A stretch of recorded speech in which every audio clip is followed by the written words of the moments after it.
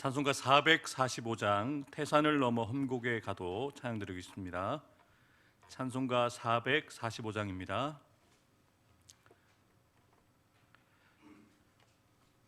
태산을 넘어 험곡에 가도 빛 가운데로 걸어가면 주께서 항상 지키시기로 약속한 말씀 변치 않네.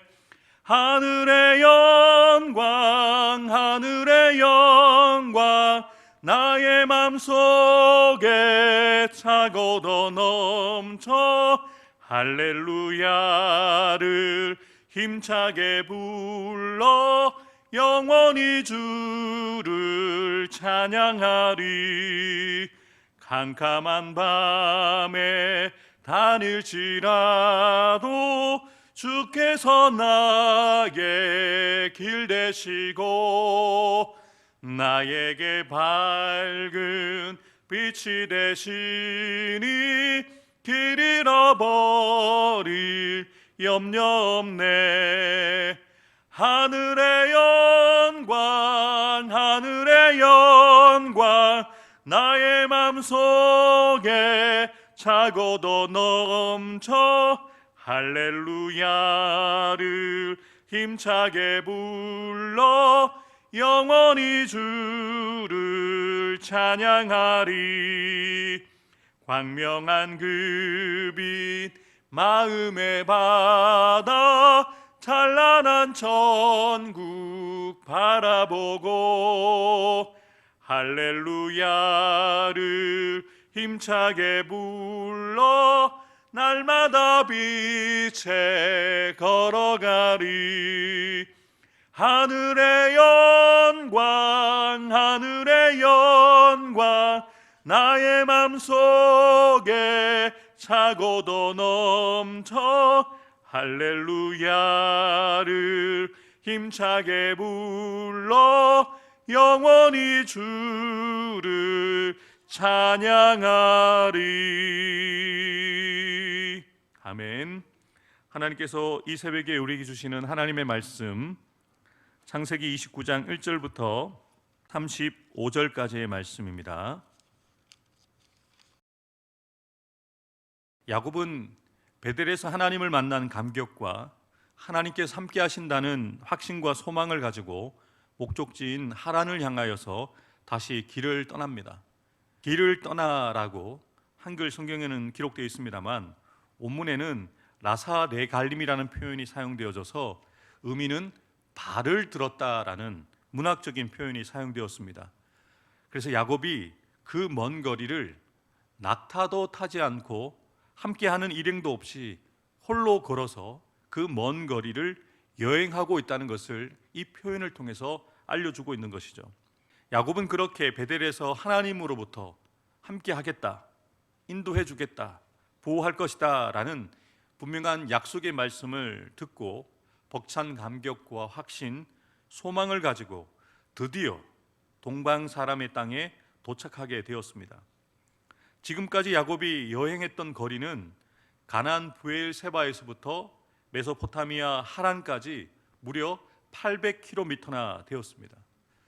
야곱이 걸어서 하루에 30km에서 40km를 걸었다고 생각하면 최소 20일, 길게는 한 달 정도 걸리는 여정이었습니다.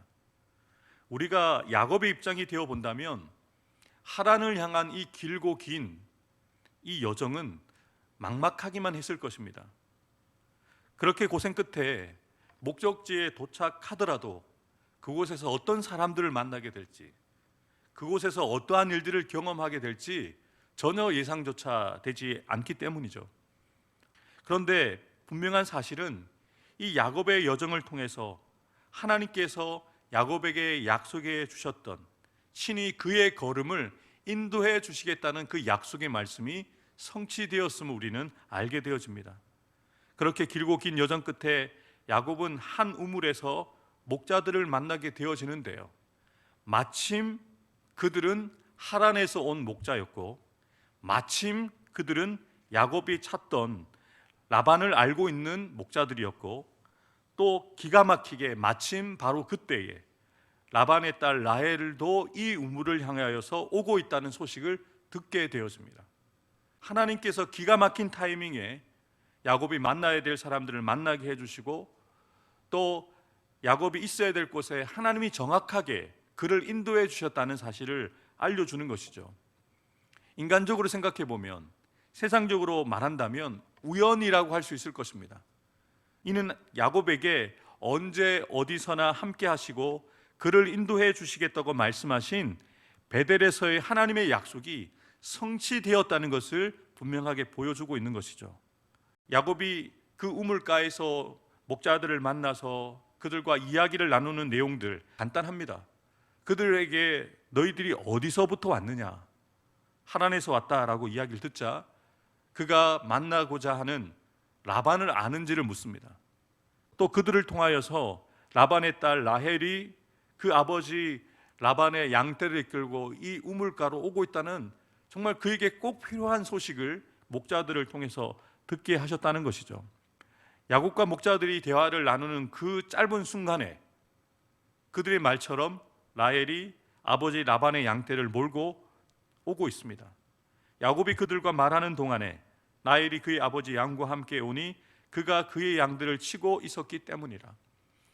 이러한 모든 일들의 시나리오를 누가 짜셨겠어요?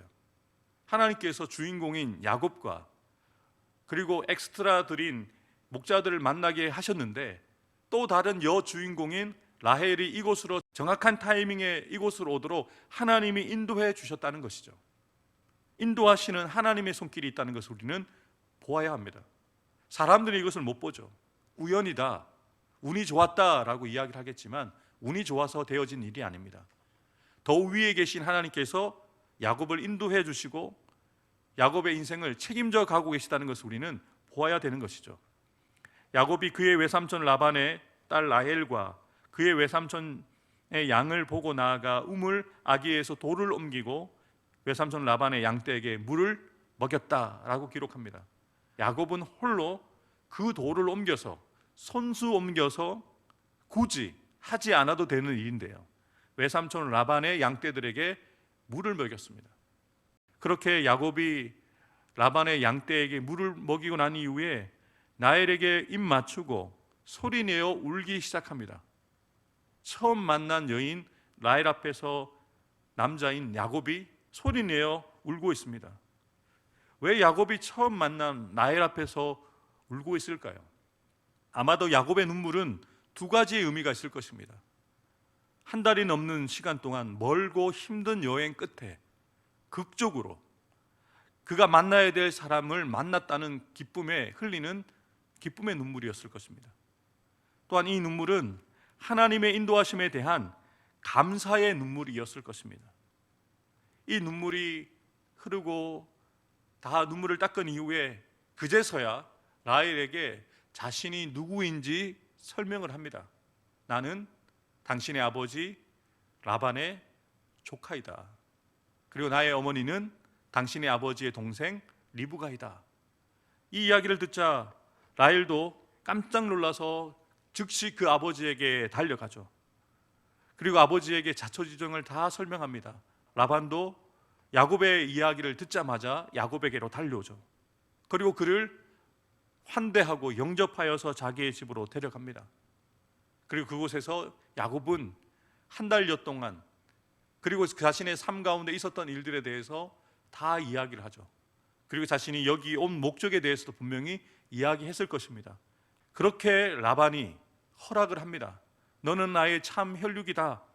그러면서 그와 함께 동거하는 것을 허락하게 되었고, 그렇게 한 달이라는 시간이 지나게 되어집니다. 라반도 야곱 못지않은 대단한 사람이었습니다. 머릿속에 이익에 대한 계산이 빨랐던 사람이었거든요. 그래서 한 달이 지난 이후에 야곱에게 이렇게 이야기를 하죠. 네가 비록 내 생질이지만 어찌 그저 대가 없이 일을 하게 하겠느냐. 너의 품삯을 정하자. 야곱을 위해서 이야기하는 것 같은데요, 이어지는 사건들을 보게 되어지면 이것은 철저하게 자신의 이익을 위해서 야곱에게 이런 제안을 하는 것이죠. 아마도 라반은 신부를 찾으러 왔던 야곱이 라헬에게 호감을 가지고 있다는 것을 눈치챘을 것입니다. 그리고 자신의 속내를 숨긴 채 품삯으로 무엇을 주기를 원하느냐 물었던 것이죠. 그래서 우회적으로 야곱이 자신이 원하는 대답을 할 수 있도록 그렇게 유도하고 있는 것이죠. 형 에서 위에 뛰는 야곱이었습니다만 야곱 위에 나는 라반이었습니다. 이제는 더 이상 야곱과 라반은 혈육 관계가 아닙니다. 품삯을 주고받는 주인과 종의 관계가 되어버린 것이죠. 라반에게 두 딸이 있었습니다. 큰 딸은 레아, 둘째 딸은 라헬이었죠. 레아는 시력이 약하고 라헬은 곱고 알이 따웠다라고 소개를 합니다. 시력이 약했다는 말은 육체적으로 눈이 좋지 않았다는 의미보다 눈에 총기가 없다는 의미입니다. 이것은 바로 레아의 신앙과 영적인 분별력이 약했다는 의미이기도 하고요. 쉽게 말하면 레아가 여자로서 매력이 없었다는 거죠. 그런데 라헬은 달랐습니다. 라헬은 곱고 아립답고 남자의 마음을 흔들 만한 매력이 있었던 것이죠. 사실 야곱은 아마 라헬을 처음 만났을 때부터 자신의 일에 최선을 다하는 양을 치는 라헬을 보면서 마음이 갔을 것 같아요. 그래서 라헬을 본 그 순간부터 한 달이 지난 지금까지 라헬밖에 보이지 않습니다. 라헬을 자신의 아내 삼고자 하는 마음이 있었던 것이죠. 그래서 야곱도 사리 분별을 제대로 하지 못한 채 라반에게 이렇게 이야기를 합니다. 라헬을 저에게 주신다면 외삼촌을 위해서 제가 7년을 일하겠습니다라고 노동계약서를 쓰는 거죠. 외삼촌 라반이 야곱에게 몇 년을 일하면 내 딸을 주겠다라고 한 적이 없습니다. 야곱이 라헬을 너무나도 사랑해서 라헬을 사랑하는 마음이 이만큼이기 때문에 외삼촌을 위해서 7년을 일하겠다라고 이야기를 한 것이죠. 라반이 들으니까 자신이 생각했던 계약 기간보다 길거든요. 그러면서 선심 쓰듯이 얘기하는 거예요. 남에게 주는 것보다 나의 조카인 너에게 주는 것이 낫지 않겠느냐라고 계약이 성사가 됩니다. 사실 이 계약은 부당한 계약이죠. 그런데 지금 야곱의 눈에는 7년이라는 오랜 시간이 보이지 않고 라헬만 보입니다. 그리고 그렇게 야곱은 7년을 수일처럼 며칠처럼 여기면서 기쁘게 그 7년을 라반을 섬깁니다. 그리고 7년이 지난 이후에 라반에게 욕을 하죠. 이제 내가 계약 기간이 끝났으니 나는 약속을 지켰으니 이제 외삼촌은 나에게 라헬을 저에게 주십시오라고 정당한 요구를 합니다. 계약이 끝났으니까요. 그런데 기가 막힌 것은 이 라반은 모든 사람들을 다 불러놓고 잔치를 열고 혼인잔치를 열어준 거죠. 근데 그날 밤에 라헬이 아닌 큰딸 레아를 집어넣은 거죠. 이 기가 막힌 일입니다. 아마 신부의 얼굴에 천을 가려서 그 얼굴을 확인하지 못했던 것 같아요. 그리고 첫날 밤을 보내서 다음날 아침에 일어나 보니 라헬이 아닙니다. 레아입니다. 너무 화가 치밀어서 외삼촌을 찾아간 거죠. 그리고 따져 묻습니다. 외삼촌이 왜 내게 이런 일을 행했습니까? 외삼촌, 제가 외삼촌을 위해서 라헬 때문에 일을 한 것이지 레아 때문에 이렇게 일을 한 것이 아니지 않습니까? 라고 이야기를 하면서 외삼촌이 왜 나를 속이셨습니까? 라고 화를 내면서 따져 묻습니다. 아마도 야곱이 살아오면서 남에게 속임을 당한 첫 번째 경험이었을 것입니다. 자신이 형을 속였을 때, 형이 가졌던 그 마음, 자신이 어머니와 함께 아버지를 속였을 때 아버지가 느꼈을 그 분노와 그 속상한 마음들을 간접 경험이 아니라 직접 경험하게 된 거죠. 뛰는 야곱이에 나는 라반이 뒤통수를 친 것이죠. 속임을 당한 것이죠. 야곱은 그것도 모르고 라헬만을 생각하면서 7년 동안 섬겼습니다. 그런데 이것은 라반의 큰 그림이었죠. 라반은 처음부터 라헬을 야곱에게 곱게 줄 마음이 없었습니다. 그의 말을 들어보면 알 수가 있죠. 언니보다 아우를 먼저 주는 것이 우리 지방에서 하지 않는 관례다. 그건 내 뜻이 아니라 우리 지역에서는 이렇게 하는 것이 일반적이다. 할 말이 없는 거죠. 야곱이 기가 막히지만 속았다는 것을 비로소 깨달았지만 어쩔 수가 없죠. 라반이 다시 계약서를 갱신합니다. 7일을 채우라. 우리도 라헬을 너에게 줄 테니까 7년을 더 섬겨라. 기가 막힌 일 아니겠습니까? 갑질하는 거예요. 외삼촌이 아닙니다. 더 이상 고용주가 돼버린 거죠. 원하지 않는 여인을 얻고 7년을 더 고생하게 된 거예요. 14년을 라헬을 위해서 봉사하게 된 거죠. 그렇게 야곱은 그가 말한 대로 그대로 행하고 7일을 채우고 그제서야 자신이 사랑하는 라헬을 얻게 됩니다.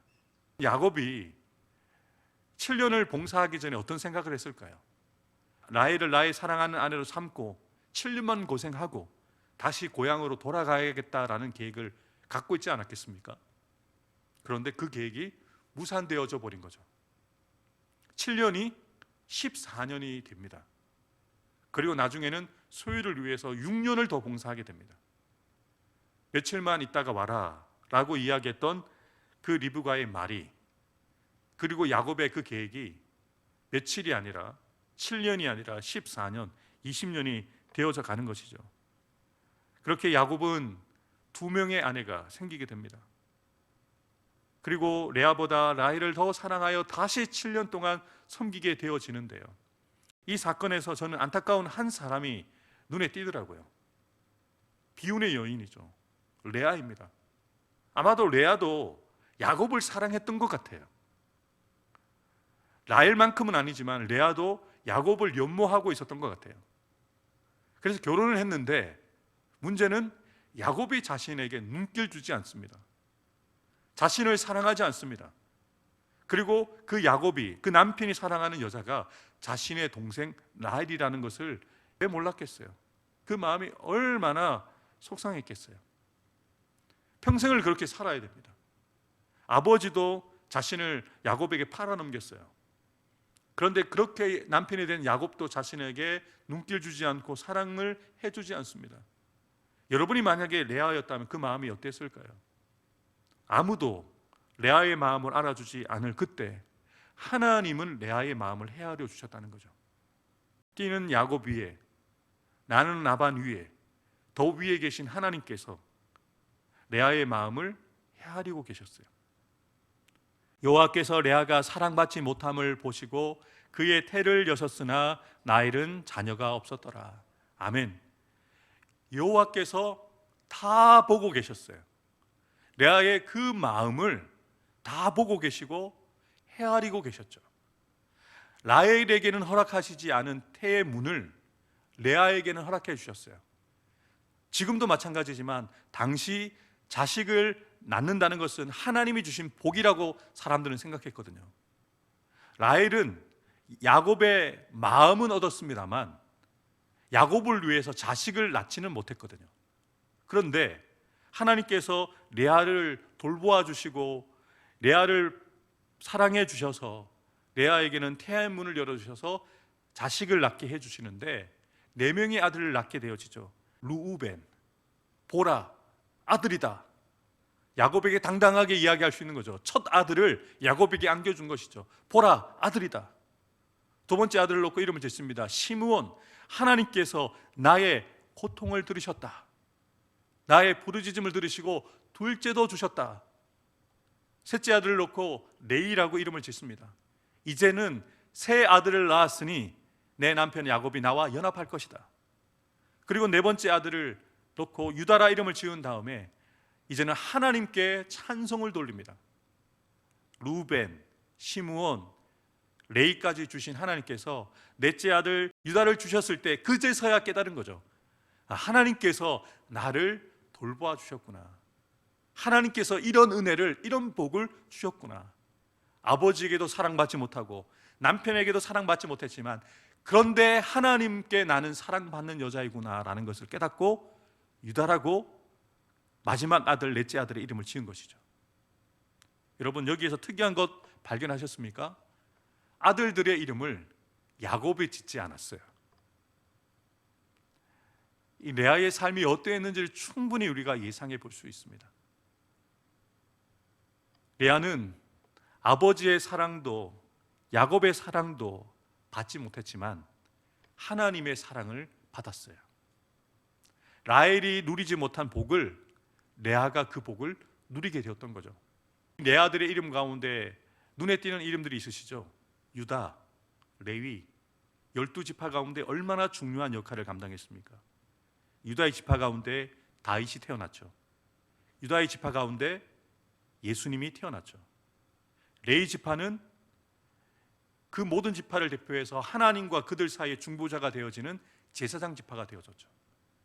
하나님의 계획은 우리가 이해할 수가 없어요.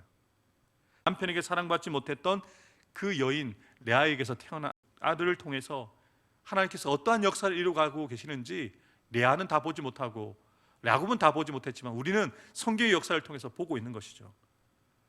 아무리 뛰고 아무리 나는 사람이 있어도 하나님은 그 위에서 이 모든 일들을 계획하시고 그분의 뜻 안에서 주관하고 계시다는 것이죠.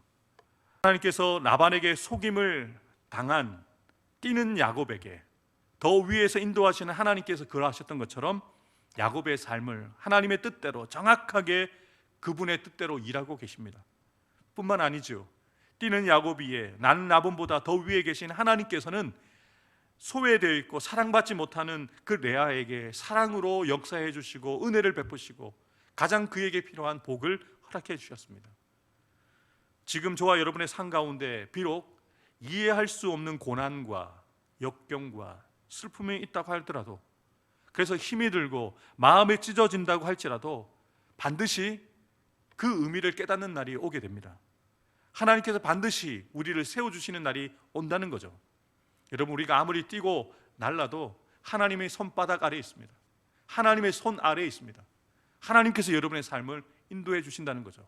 야곱을 인도해 주신 것처럼, 레아를 인도해 주신 것처럼 여러분의 삶을 인도해 주신다는 것을 기억하면서 하나님의 손을 바라보면서 하나님, 나의 삶도 야곱처럼 인도해 주시고 하나님, 레아처럼 나의 삶도 돌보아 주셔서 오늘 나에게 꼭 필요한 은혜와 오늘 나에게 꼭 필요한 복을 허락해 주십시오라고 이 새벽에 기도하는 저와 여러분들 되기를 주님의 이름으로 축복합니다. 기도하겠습니다. 하나님 아버지, 오늘 이 시대에 우리가 야곱과 같은 은혜와 복을 받기 원합니다. 오늘 레아와 같은 하나님께 사랑받는 자 되길 원합니다. 비록 나보다 더 뛰어난, 나보다 더 독한 사람을 만나서 속임을 당하고 더 많은 시간들을 수고하고 애쓰게 되었지만 야곱에게 그 7년이라는 시간은 또한 7년의 시간이 더해지는 그 시간들을 통해서 하나님은 야곱을 단련하셨습니다. 정금을 만들어 가시기 위해서 하나님의 시나리오대로 라반을 통하여 일하여 주셔서 야곱을 만져주고 계심을 우리가 오늘 보게 되었습니다. 또한 남편에게, 아버지에게 사랑받지 못한 비운의 여인 레아까지도 하나님은 돌보아 주셨고 지켜보고 계셨고 그에게 사랑을 베푸셔서 그에게 꼭 필요한 은혜와 복을 주셨습니다. 하나님, 우리에게도 이러한 은혜를 주십시오. 우리에게 필요한, 레아에게 꼭 필요한 은혜와 복을 허락해 주셔서 다른 이들은 알지 못하지만 하나님이 나를 알고 계시고 다른 이들에게는 사랑받지 못하지만 하나님께 사랑받는다는 것을 확인하고 하나님을 찬송했던 레아처럼 우리도 주님이 하셨습니다, 주님께 찬양드립니다, 주님께 영광 돌립니다라는 고백이 우리의 삶에서 끊어지지 아니하도록 은혜와 복을 허락하여 주옵소서. 육신의 질병으로 고통 중에 있는 우리 임상 목사님, 정산희 목사님, 박승환 수집사님, 성태영 장로님 가운데 함께 해주셔서 그의 연약한 모든 육체들이 치유되어지고 강건해져서 하나님의 나라와 영광 위하여 온전하게 쓰임받을 수 있는 우리 목사님, 장로님, 집사님 될 수 있도록 역사해 주옵소서. 이 새벽에 여러 가지 기도 제목 가지고 나와 간구하고 기도할 때 우리의 기도를 들으셔서 하나님께서 우리의 삶을 인도하여 주시고 책임져 주시고 우리를 돌보시고 우리에게 꼭 필요한 은혜를 주신다는 것을 기억하며 믿음으로 우리가 걸어가야 될 길을 한 걸음 한 걸음 걸어가는 성도들 될 수 있도록 우리 가운데 역사하여 주옵소서. 오늘도 우리 가운데 일하실 주님을 찬양하며 감사드리며 예수님의 이름으로 간절히 기도하옵나이다. 아멘. 이제는 우리의 유일한 소망이 되시고 구원자 되시는 예수 그리스도의 구속의 은혜와 하나님 아버지의 변함없는 사랑과 보혜사 성령님의 교통하심과 역사하여 주심이 야곱을 다듬어 가시는 것처럼 레아를 돌보시고 레아에게 꼭 필요한 은혜를 주신 것처럼 오늘도 우리의 삶 가운데 우리를 돌보시고 우리를 인도해 주시고 우리에게 꼭 필요한 은혜를 주실 것을 믿고 그것을 사모하며 나가는 사는 성도들 한 사람 한 사람 머리 위에 우리로 말미암아 복을 받게 되어질 우리의 사역 지인 가정과 자녀순들을 위해 직장과 사업터 위에 주님의 피값 주고 사신 우리 해운대 수정교회 위에 이 나라 이 민족의 세계와 열방 가운데 지금부터 영원토록 함께 해주시기를 간절히 축원하옵나이다. 아멘.